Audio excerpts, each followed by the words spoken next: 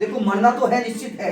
ये जीवन का सबसे बड़ा सत्य है कि मौत निश्चित है। जिसने जन्म लिया उसकी मृत्यु निश्चित है।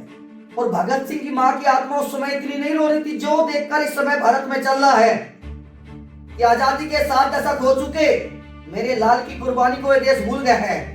नदी किनारे बुलबुल बैठी, हमने सोचा तो है। भगत सिंह जब तेरी याद आई तो दिल चुपके चुपके रोता है, दिल चुपके चुपके रोता है।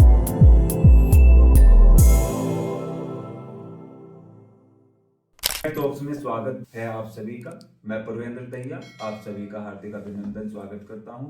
आज हमारे बीच में Guinness world record holder mister Vijay Hindustani ji हैं, जिन्होंने 14 साल से ही राष्ट्र सेवक और राष्ट्र की सेवा के कार्य वे कर रहे हैं। मैं इस कार्यक्रम में विजय हिंदुस्तानी जी का हार्दिक स्वागत करता हूं, अभिनंदन करता हूं। आपका बहुत बहुत धन्यवाद। जय हिंद, जय भारत। अच्छा विजय जी, ये जो आपका टाइटल है विजय हिंदुस्तानी, ये कैसे पड़ा?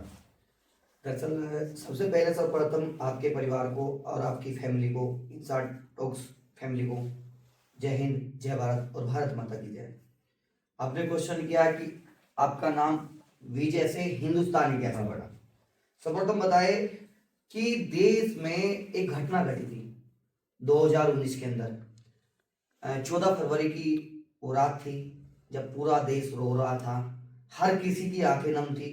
हमारे देश के 46 जवान जो एक आतंकवादी हमले में देश के लिए शहीद हो गए थे जो कश्मीर के अंदर, तो बड़ा दुखद विषय था। इससे बड़ा दुखद क्या होगा कि एक माँ का लाल बॉर्डर पर शहीद हो गया, बहन की मांग का सिंदूर जुड़ गया, और कहीं ना कहीं उसको लेकर सभी भावनाएं आज थी, मेरी भी थी। तो मेरी भावना इतनी आहत थी कि मैंने सरकार को 2 दिन का अल्टीमेटम दे दिया। 16 तारीख में, 16 फरवरी को दिन में मैंने मीडिया कॉन्फ्रेंस करके जनपद असेंबली के अंदर कि अगर आपने 2 दिन के अंदर बदला नहीं लिया तो हम कश्मीर कूच करेंगे। 18 तारीख आती है। 18 तारीख को एक साइकिल उठाकर, अपने घर से रेसिंग साइकिल थी, हम चल पड़े देहरादून की तरफ, वो सॉरी कश्मीर की तरफ। और सहारनपुर में जैसे हम 2 दिन में देहरादून चौक पर पहुंचे, क्योंकि जगह जगह कार्यक्रम थे बीच में, तो लोगों का सम्मान मिलता गया, प्यार मिलता गया कि हम भी आप समर्थन है, आप चलिए आगे, हमारे साथ ही मिलेंगे और चलिए आगे। सबने हौसला बढ़ाया, लेकिन बात हौसले की थी, बात बदले की थी। जैसे हम देहरादून चौक पर पहुंचे सहारनपुर के अंदर, तो मुझे पुलिस ने गिरफ्तार कर लिया उस समय। तो पुलिस ने आगे नहीं जाने दिया। लगभग 2 घंटे हम सहारनपुर में थाने में रहे। फिर उसके बाद में अपनी साइकिल को लेकर हम गाँव आए। जब मेरा गाँव पड़ता है जनपद शामली का, एक छोटा सा गाँव है भारसी, वहाँ पे हमारी जन्मभूमि है। तो फिर वहाँ पे साइकिल को वहाँ पर रखकर फिर वो जुनून वहाँ भी खत्म नहीं हुआ। मैं मुखर्जी नगर में मेरा लंबा अरसा रहा है, मैंने वहाँ से शिक्षा दीक्षा प्राप्त की है। हमारे मित्रगण है, दिल्ली यूनिवर्सिटी से मैंने पढ़ाई की है, BA किया है रामदास कॉलेज से। तो मैंने टीचरों से बात करी, हमने अध्यापक गुरु से बात की कैसे कैसे हमें यात्रा निकालना जा रहे हैं। तो हमारे सर है RK अंदादल, जिसकी किताब पढ़ता है पूरा हिंदुस्तान, मैथ के टीचर है। नीतू मैम है, KD कैंपस की ओनर है। मैथ मंत्रा के है, पुनीत भाई हैं। सब लोगों से वार्ता हुई, हमने एक यात्रा निकाली शामली, मुजफ्फरनगर या फिर बागपत, सारे छात्र उसमें इकट्ठा होकर, हरियाणा, राजस्थान। तो कहीं ना कहीं सब लोग इकट्ठा हुए। मुखर्जी नगर के बत्रा चौक पड़ता है, बड़ा फेमस है। वो यात्रा हमारी 24 तारीख को लगभग दोपहर 1 बजे शुरू हुई और समाप्ति 5 बजे इंडिया गेट पर पहुंची। वो भी जुनून था, सबके अंदर एक आग थी, गुस्सा था कि बदला लेना चाहिए। लेकिन मेरे अंदर की जो हवस थी बदले की, वो वहां पूरी नहीं हुई। और कहीं ना कहीं मेरा मन फिर भी भावुक था कि ऐसे यात्रा निकालने से क्या होगा, क्या हमारे भाई लौट आएंगे, क्या वो तिरंगों को सम्मान मिल पाएगा, क्या एक शहीद की पत्नी का बदला हम ले पाएंगे। वो एक दिमाग में फितूर था कि हम बदला ले तो ले कैसे ले। आप अंदर से मेरा मन बिल्कुल टूट गया था। तो फिर उसके बाद मैं दिल्ली के कनॉट पैलेस, एक जगह है, अंतरराष्ट्रीय मार्केट है, उसमें एक पालिका बाजार है, वहां कर मैंने उन सभी शहीदों के टैटू बनवा डाले 25 तारीख में। ये 25 फरवरी का दिन है 2019। और जैसे ही मीडिया ने कवरेज दिया तो मीडिया ने विजय के साथ में हिंदुस्तानी टाइटल बना दिया। अच्छा, आपने 14 वर्ष की आयु से ही, जो एक बच्चा ही कहें एक तरह से, उस आयु से आपने अन्ना हजारे जी के अनशन में आप कूद गए और आपने 10 दिन भी अनशन किया। तो ऐसी प्रेरणा आपके बचपन से 14 साल की आयु से ऐसा क्या आपके मन में हुआ, या क्या कोई घटना घटित हुई कि आपने 14 साल से ही शुरू किया? अभी जब उस समय 2011 की ये घटना है, मैं आपको बताऊंगा। देश में एक आंदोलन चल रहा था, जन लोकपाल बिल। हर कस्बे में, गांव में, गलियों में सब लोग मैन ना होगी टोपी लगा कर घूम रहे थे। मैं उस समय 9th क्लास में था, 2011 में, मैं आपको बताऊं। और जब उस समय जब गाड़ी से जाते थे अपने विद्यालय, तो हम देखते थे सब लोग नारे लगा रहे, भारत माता की जय के नारे। क्या यहाँ नारे लगाने से, आप कांदला या शामली में नारे लगा रहे हो, क्या उनको सपोर्ट मिल पाएगा? नहीं। अन्ना जी रामलीला मैदान पर बैठे थे, और रामलीला मैदान पर अगर आप उनके समर्थन में जाओगे तभी सपोर्ट में। ये घटना लगभग 3 दिन से देखता आ रहा, तो कहीं ना कहीं मेरे मन में एक चाहत हुई, क्यों ना हम उनका समर्थन वहां जाकर करें। लेकिन मेरी आयु बहुत कम थी, मैं कभी बड़ौद, बागपत, खेगड़े तक नहीं गया उस आयु में। तो मेरे मन में विचार आया कि जाना है तो जाना है। स्कूल में बैग छोड़कर तो मैं, हमारे पास में कस्बा पड़ता है कांदला, मैं उस समय संत गोरखनाथ एक विद्यालय है, जो एक प्राइवेट संस्थान है कांदला के अंदर, उसमें मैं 9th क्लास में था। स्कूल में बैग छोड़कर और सीधा मैं ट्रेन में बैठ के दिल्ली पहुंच गया। मुझे रास्ता नहीं पता था, इतना पता था कि ये ट्रेन दिल्ली जाएगी। बिना घर बताए? बिना घर बताए, कोई पैसा जेब में नहीं था। स्कूल में बैग, वही ड्रेस मेरी स्कूल की, सीधा दिल्ली पहुंच गया। दिल्ली से ये नहीं पता था रामलीला मैदान कहाँ है। सब जैसे आपके भाई बंधु मिले, सब मित्र बंधु, मैं मित्र नहीं कह सकता, मैं तो ये कहूंगा शुभचिंतक, अन्ना जी के या देशभक्त, जिन लोगों ने मुझे रास्ता बताया। मैं पूछता गया, तो लगभग 2.5 किलोमीटर की पैदल यात्रा करके दिल्ली स्टेशन से मैं रामलीला मैदान पहुंच गया। सुबह से भूख लगी थी, शाम होगी, कुछ खाना खाया। उसके बाद में फिर जैसे मेरी भेंट हुई वहां पर रंजन शुक्ला जी, जो अन्ना मूवमेंट को देख रहे थे, अन्ना आंदोलन को, सब उनकी देखरेख में चल रहा था। रंजन शुक्ला जी बेगूसराय बिहार के रहने वाले हैं और एक उद्योगपति है। उनसे हमारी भेंट हुई। उन्हें पूछा, आप रात्रि का समय था, आप कहाँ से? मैंने बताया कि मैं इनके लिए आया हूँ। तो उन्होंने मेरे कपड़े वपड़े चेंज कराए, अन्नाओं का टी शर्ट वगैरह। तो फिर मैंने प्रण लिया, मगर जी मैं इनके साथ में कल से सुबह अनशन पे बैठूंगा। उन्हें बोला नहीं, पहले तो मना किया कि आप छोटे हो, आप नहीं कर सकते। मैं आपके मंग नहीं, मेरे घर वालों को सूचना मत करना, आप करोगे तो मैं घर भी नहीं जाऊंगा, नाना जी के साथ में करोगे। मेरे अंदर एक जिद थी, मुझे के साथ में आंदोलन करना है, कहीं ना कहीं मुझे भी ये दिखाना है कि हम भी भारतीय हैं और हमारा भी कर्तव्य बनता है इस क्रांतिकारी विचारधारा में सम्मिलित होने का। तो कहीं ना कहीं मेरी जिद के कारण रंजन जी को मानना पड़ा और वहां से 10 दिन का अनशन शुरू हुआ। वहां से एक प्रेरणा लिया अन्ना जी से हमने, कि अन्ना जी ने अपने क्षेत्र में शराब बंदी कराई थी। तो हमारे क्षेत्र में तो शराब बहुत ज्यादा चलती थी। मैं खुद गांव की बात करूं, जनपद शामली के अंदर हमारा गांव है भारसी, उसमें जगह जगह अवैध दारू के ठेके बहुत ज्यादा थे, जिससे कहीं ना कहीं जो हमारी जनरेशन है, ऑलरेडी जनरेशन, वो कहीं ना कहीं वो नशे की तरफ दौड़ रही थी। तो वहां से आने के बाद में 2012 में हमने गांव में, आसपास के गांव में मूवमेंट चला शराब बंदी का। अब मैं पुरुष को तो साथ में नहीं ले सकता, एक गृहिणी होती है, माता होती है, बहन होती है जो घर को चलाती है। असली योद्धा एक माँ होती है, उनको पता है कि परिवार कैसे चलता है। तो मैंने एक महिलाओं की टीम खड़ी की, पहले अपने गांव से की। तो मैं भैया जी, मैं आपको बताऊंगा आपके चैनल के माध्यम से सभी दर्शकों को, ऐसी स्थिति थी उस समय, मेरी 15 वर्ष आयु थी। मैं आपको बताऊं कि जब पुलिस आती थी तो दारू वाले आगे आगे, और जब पुलिस चल जाती थी तो दारू वाले मेरे पीछे पीछे। ऐसी स्थिति बनती थी।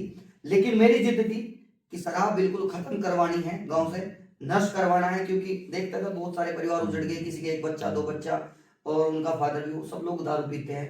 परिवार का मैं एक छोटा सा आंकड़ा दूं, एक व्यक्ति एक दिन में 300 रुपए की दारू पीता है जी, जो एवरेज महीने में लगभग 9,000 की समथिंग। 40 साल आदमी दारू पीता है, लगभग वही मैं आपकी मान के चलूं 40 साल का लगभग 40 से 50 लाख की समथिंग दारू पी लेता है। और दारू से क्या डिफेक्ट है, आपके शरीर में बीमारी पैदा होती है। लगभग 60 से 70 लाख रुपए आप डॉक्टर के हाथ दे देते हो। आपको कोई आगे नहीं है कि आप डॉक्टर मेरठ जा रहे हो, शामली जा रहे हो या दिल्ली जा रहे हो, कोई, ये पूरी लाइफ की जर्नी बता रहा हूँ, 60 से 70 लाख रुपए का खर्च हो जाता है।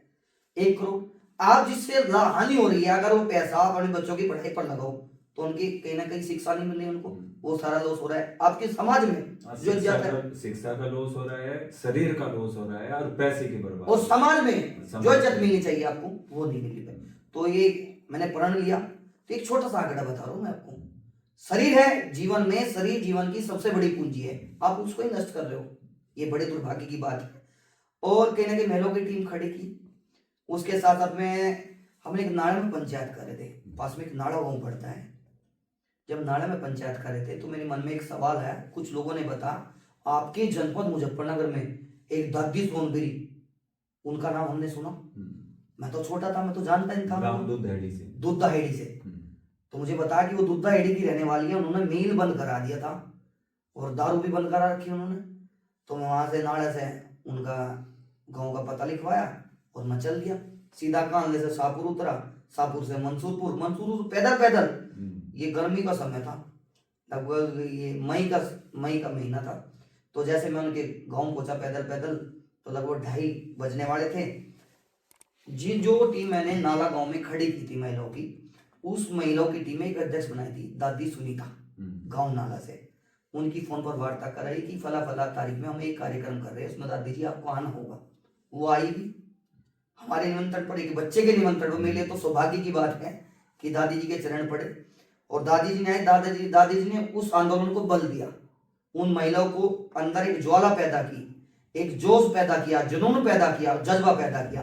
कहने के उस आंदोलन को धार मिली, जोर मिला। उसके दादी जी के जाने के बाद में क्या हुआ परविंदर जी, मैं आपको बताऊंगा कि महिलाओं के अंदर इतना जोश आ गया कि महिलाओं ने हाथों में डंडे उठा लिए और नाला गांव में जो भी शराब मिला या शराब बेचने वाला मिला उसको मार पिटाई शुरू हो गई।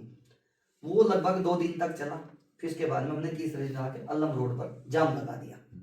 जाम लगाने के बाद में जितनी महिलाएं थी सब लोगों को डिटेन कर लिया पुलिस ने। वे कहने चलो गाड़ी में आपको गाँव छुड़वाते हैं। मैंने किया, नहीं गाँव गाड़ी में नहीं जाएंगे। एसडीएम थे शामली, हमारे जो एसडीएम लगते हैं वो शामली लगते हैं क्योंकि शामली हमारी तहसील है, जनपद अभी बना है। तो एसडीएम साहब को बोले हम गाड़ी में नहीं जाएंगे, हम पैदल जाएंगे। हम पैदल चलने लगे तो कह रहे आप गाड़ी में बैठो। मैं कहा आप भी हमारे साथ में पैदल। गाँव तक उनको पैदल लेकर गए, उन्होंने हमारी बात मानी और वहां से शराब के ठेके बंद हो गए। ये मूवमेंट लगभग 6 महीने तक चला। कहीं शराब के ठेकों में आग दी, जैसे खट्टा प्रहलादपुर गाँव पड़ता है। एक राहुल खट्टा नाम का व्यक्ति था जिसका नाम था, वैसे तो अपराधी की श्रेणी कहूंगा, उनके फादर उस समय प्रधान थे। उनकी बहन के साथ में हमने उनके गांव में शराब के ठेके में आग लगाने का काम किया। क्योंकि अगर किसी बीमारी को नष्ट करते तो मुझे तो बड़ा अच्छा लगता है, चाहे भले ही बाद में जेल हो जाए, वो तो बाद की बात है। देखो मरना तो है, निश्चित है, ये जीवन का सबसे बड़ा सत्य है कि मौत निश्चित है। जिसने जन्म लिया उसकी मृत्यु निश्चित है। तो मैं तो हर सुबह ये सोचकर चलता हूं कि मौत तो आएगी, लेकिन जब तक जिंदा हो आप एक शमशान घाट के मुर्दे की तरह मत जियो। जियो तो इंसान की तरह जियो और दिखा दो इस दुनिया को कि आप इस धरती पर हो और किसी चीज में किसी के लिए कुछ कार्य कर रहे हो। अच्छा, जैसे आपने अपने शरीर पर 267 शहीदों के नाम लिखवाए हैं, वो क्या प्रेरणा रही उससे? प्रेरणा ये थी, जब भी कोई व्यक्ति किसी शहीद के हाथ आता है, एक वाक्य होता है, चाहे रिश्तेदार हो, पड़ोसी हो, नेता हो, उस माँ को क्या कहते हैं? जिस माँ का लाल बॉर्डर पर शहीद होता है उस माँ को सिर्फ ये कहते हैं, अरे माँ हम तेरे बच्चे हैं, तेरे साथ में खड़े रहेंगे, तुम हमें बताना। नेता क्या कहते हैं? माता जी दिक्कत मत लेना, आप जब फोन करोगे हम आपके साथ में खड़े हैं और हम आपके बच्चे के लिए रोड बनवा रहे हैं, 1 करोड़ रुपए की धनराशि दिलाए। ये ड्रामा मैं आपको सच्चाई बताऊंगा, बिल्कुल आप कभी सर्वे करना ग्राउंड पर जाकर। और मैं तो कहना चाहता हूं, सभी लोग जानते हैं, जब तक शहीद की 13वीं नहीं हो जाती तब तक शहीद के साथ में खेला किया जाता है, लेकिन 13वीं हो जाने के बाद में शहीद परिवारों को कोई पता नहीं देता। सच्चाई तो यह है, शहीद परिवारों को जो धनराशि की बात है या रोड की बात है, वो फाइलों के लिए चक्कर काटना पड़ता है, चाहे लखनऊ तक या दिल्ली तक। ये दुर्भाग्य है। चाहे शहीद की माता जी को बुखार हो या कोई पीड़ा हो, बीमारी हो, कुछ भी हो, उनके परिवार में कोई पता नहीं देता। ये सच्चाई है, क्योंकि दुख खुद बांटना पड़ता है, वो जंग खुद लड़नी पड़ती है। वो दुख बहुत बड़ा दुख है, क्योंकि देखो सब लोग याद करते हैं, लेकिन मैंने एक प्रण लिया, जब तक विजय हिंदुस्तानी रहेगा और मैं जहां भी जाऊंगा, ताकि उनके नामों को याद किया जाए कि हाँ हमारे भाई का भी नाम शरीर पर लिखा है, कहीं ना कहीं एक श्रद्धांजलि के तौर पर। तो 267 नाम आपने फिर खुद जैसे जैसे जवान शहीद होते गए, हाँ। मैं तो कहूँ दुख का विषय है, हाँ, दुख का विषय है। और मैं तो चाहता हूँ, उस ऊपर वाले से प्रार्थना करता हूँ प्रभु से कि कोई माँ का लाल शहीद ना हो। बिल्कुल, बिल्कुल। अच्छा, जब आप राष्ट्र सेवा के नाम पर उतरते हैं या राष्ट्र सेवक कार्य करते हैं या किसी आंदोलन में उतरते हैं, अभी आपने श्री राम कॉलेज के सामने जो जल भराव चलता था, सड़क टूटी हुई थी, उसमें आप जल समाधि लेने उतरे और आपके शरीर पर कैदियों वाले कपड़े और जंजीर आपने डाली हुई थी, उससे क्या आप उद्देश्य लेकर चलते हैं? नंबर एक बात, बहुत अच्छी बात की आपने। भगत सिंह जब देश के लिए लड़ाई लड़ रहे थे, भगत सिंह ने इस देश को अपना परिवार माना। और मैं इसी पॉइंट पर आता हूं, मुजफ्फरनगर वाली पर। बहुत लोगों ने कहा आपका जनपद नहीं है, आपका जनपद शामली है, आप क्यों इस गंदे पानी में बैठे हो, क्यों जल समाधि ले रहे हो। नंबर एक बात, ये देश हमारा है और हम इस देश के नागरिक हैं। अगर यहाँ पे किसी को पीड़ा हो रही है, सभी का कर्तव्य बनता है उस लड़ाई के खिलाफ आवाज उठाने का, उस लड़ाई के खिलाफ लड़ने का, और सबको कर्तव्य बनता है और सबको करना चाहिए। अगर कोई आपको कार्य समाज के अंदर गलत लगे, उसके खिलाफ आवाज उठाए और डटकर मुकाबला करे। मैंने एक वीडियो देखा था, उस घटना जल समाधि से लगभग 3 दिन पहले, एक रिक्शा वाले भाई जिनकी रिक्शा उस पानी में गड्ढे में पलट गई, लगभग उनके 300 रुपए की उनकी मजदूरी थी, और जिसका सामान वो लेकर जा रहे थे उसमें 10,000 का माल था। कुछ भी सामान हो सकता है। और मैंने एक वीडियो व्हाट्सएप ग्रुप पर आई थी, मेरा मन बड़ा आहत हुआ कि यह व्यक्ति 10,000 का बोझ कैसे झेल पाएगा, और पता नहीं कितने हादसे यहाँ होते हुए दिन प्रतिदिन। तो मेरे मन में एक भावना उठी कि क्यों ना हम ये पीड़ा हमेशा के लिए खत्म कर दें। तो मैंने अगले दिन ही मैं मुजफ्फरनगर पहुंचा, एक प्रेस कॉन्फ्रेंस की रात्रि में। मैं एक वीडियो जारी किया प्रेस कॉन्फ्रेंस की कि कल मैं यहाँ से प्रोटेस्ट शुरू कर रहा हूँ, और कल मैं यहाँ श्री राम कॉलेज के बाहर यीशु विहार रोड पर कल यहाँ से एक जन आंदोलन होगा, जन क्रांति पैदा होगी। तो प्रशासन को लगा अकेला है, कोई नहीं, देखा जाएगा। मैं तो जल समाधि लेने के लिए बैठ गया। लगभग 9:30 बजे पहुंचा, 9:45 बजे। कैदियों के कपड़े, लोहे की जंजीरें, हाथ में तिरंगा झंडा। जिसके हाथ में तिरंगा होता है वो देश की सबसे बड़ी ताकत होती है। अगर तिरंगा सही डायरेक्शन में हो तो कहीं ना कहीं जन क्रांति बन जाती है।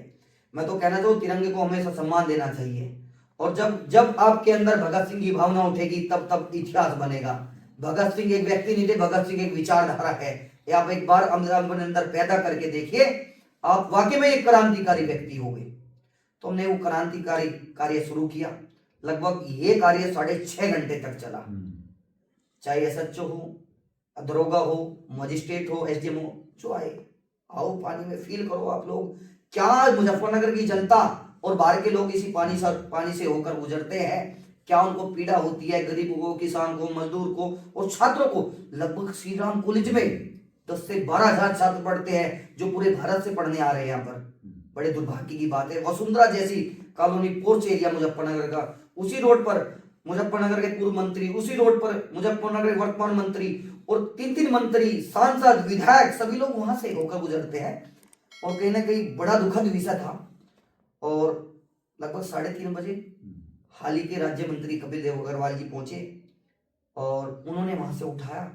पहले तो कब देखो वीडियो में कपिल देव जी नीचे नहीं आ रहे थे, लेकिन वो अंदर आए, उन्होंने बड़ा सम्मान किया इस विचारधारा का, और कहा भी कि उठाना चाहिए और जरूरी था ये।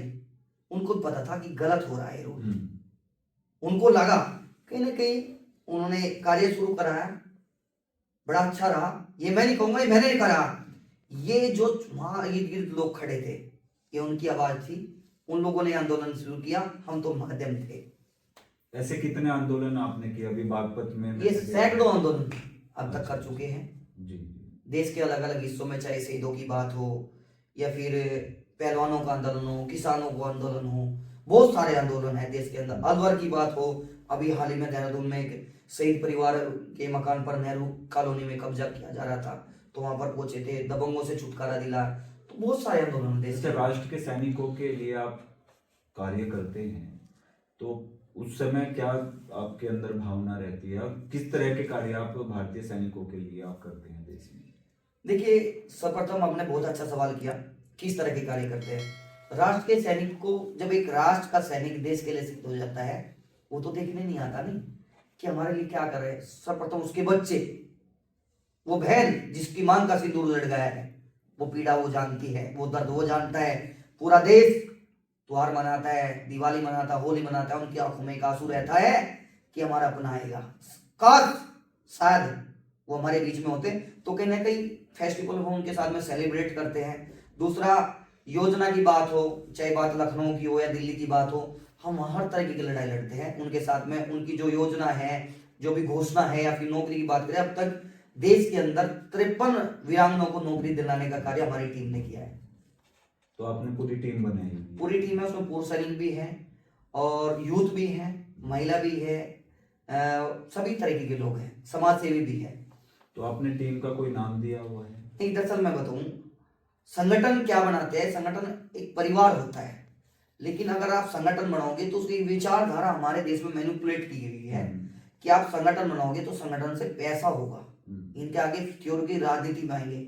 मैंने स्टार्टिंग में संगठन बनाया था लगभग 2018 में, राष्ट्रीय हिंद सेना के नाम से, और फिर वो लगभग 1-1.5 महीने तक चला और मैंने वो बंद कर दिया क्योंकि घुटन सी महसूस होने लगी। क्योंकि हमारा मेन मोटिव पैसा कमाना नहीं, हमारा मेन मोटिव है भगत सिंह की विचारधारा को फैलाना, देशभक्ति फैलाना, शहीदों के प्रति सम्मान को जागरूकता करना, उनकी जो बलिदान है उनको कभी ना भूलने देना देश को। इस तरह की विचारधारा पैदा करना हमारा कार्य है, ना संगठन बनाना, ना राजनीति माना, ना पैसा कमाना। पैसा क्या आपके साथ में जाएगा? नहीं जाएगा, सिर्फ आपकी विचारधारा रहेगी। मेरा एक ही इच्छा है, जब मैं इस दुनिया से जाऊं तो आखिरी सांस पर इतने व्यक्ति कहीं ना कहीं मेरे पीछे हो कि ये कहे कि यार बंदे में दम था, जब तक रहा तो लड़ता रहा, एक इंसान की तरह, मुर्दों की तरह नहीं जो शमशान घाट में है। एक कार्य आप और बहुत जोर शोर से कर रहे हैं, जैसे भगत सिंह जी हैं, राजगुरु जी हैं, सुखदेव जी को शहीदी का जो दर्जा है वो अभी तक बता रहे थे कि आपसे बात हुई कि नहीं मिला, तो उस विषय में आप बताएं। बड़े दुर्भाग्य की बात है, आजादी, हमारे देश को आजाद हुए 7 दशक से ऊपर हो चुका है, और आजाद किसने करा? भगत सिंह, राजगुरु, सुखदेव और देश के लाखों क्रांतिकारियों ने।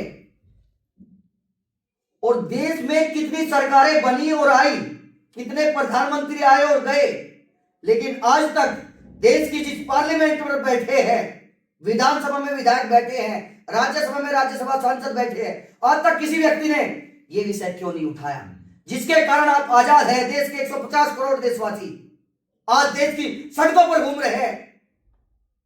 क्या हर भारतीय कर्तव्य बनता है, जिन व्यक्ति ने आजादी दिलाई आज तक उनको शहीद का दर्जा क्यों नहीं मिला? बल्कि शहीद तो छोड़िए, आज तक भी देश के इतिहास में उनको आतंकवादी नाम से संबोधित किया जाता है। यह देश के लिए बड़े दुर्भाग्य की बात है। और मैं तो कहना चाहता हूं आपके चैनल के माध्यम से, इसमें देश का प्रत्येक नागरिक नहीं है, देश के तमाम वे सरकारें जिम्मेदार है जो आज तक देश के संसद भवन में बैठी, उन्होंने सरकारें बनी, प्रधानमंत्री की शपथ ली, तमाम वे प्रधानमंत्री इसके जिम्मेदार है। और मैं तो आपके चैनल के माध्यम से बार बार अपील कर रहा हूं देश के प्रत्येक नागरिकों से, हम सब जिम्मेदार, मैं भी जिम्मेदार हूं। हमने अभी क्यों उठाई, पहले क्यों नहीं उठाई? हर किसी का कर्तव्य बनता है उनको शहीद का दर्जा दिलाने का। शहीदों को सच्ची श्रद्धांजलि तब मिलेगी जब भगत सिंह, राजगुरु, सुखदेव और देश के लाखों क्रांतिकारियों को शहीद का दर्जा मिलेगा। मैं 2 लाइनें सुनाऊंगा।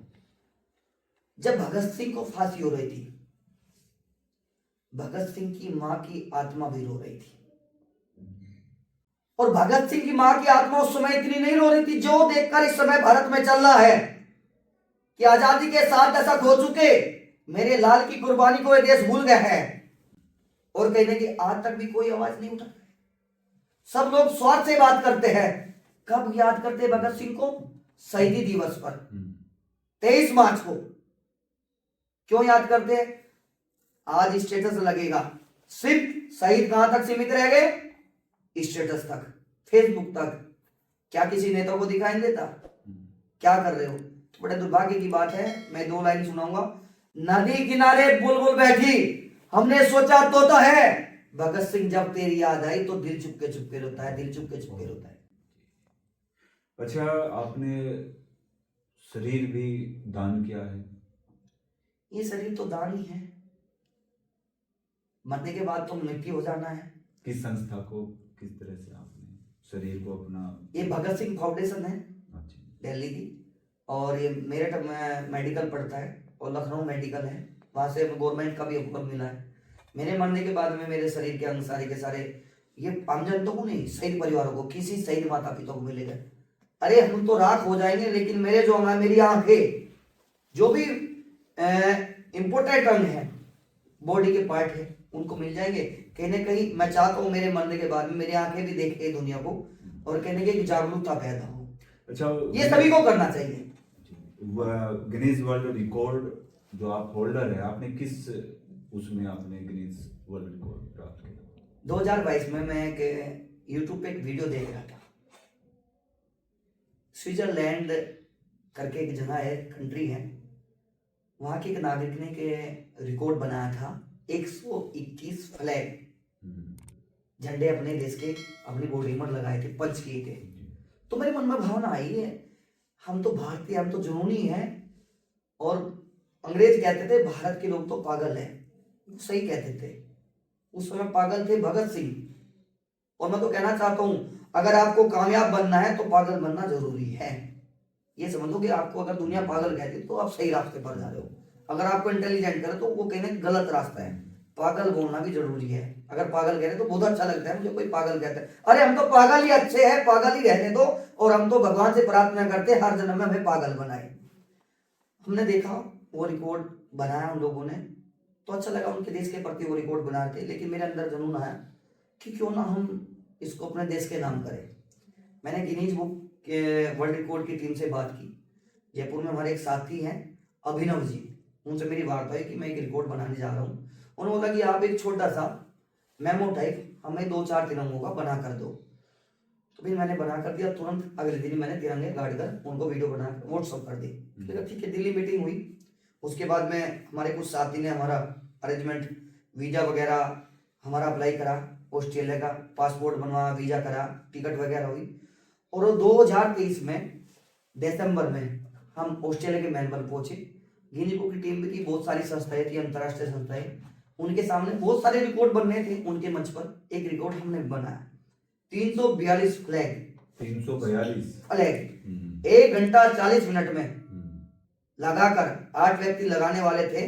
और मेरे चेहरे पर एक हंसी थी। मैं आपको एक वीडियो भी दूंगा अभी हाल ही का, जनपद शामली का, उसमें 63 फ्लैग लगाए थे, और वो भी वीडियो दूंगा मैं आपको। और 342 फ्लैग 1 घंटा 40 मिनट में लगाकर वर्ल्ड रिकॉर्ड ये देश के नाम किया। और मैं तो कहना चाहता हूं, आप जब भी जियो, देश के लिए जियो, इंसानियत के लिए जियो। और कहीं ना कहीं अगर आप अपने परिवार के लिए जियोगे तो आपको जाने के बाद में आपका परिवार याद करेगा। अगर आप देश के लिए जियोगे, इंसानियत के लिए जियोगे, समाज के लिए जियोगे, तो आपको ये समाज, ये इंसानियत, ये देश, ये दुनिया याद करेगी। और आपको ये जीवन एक बार मिला है, मनुष्य का जीवन, इसमें इतिहास बना दो, हिस्ट्री बना दो।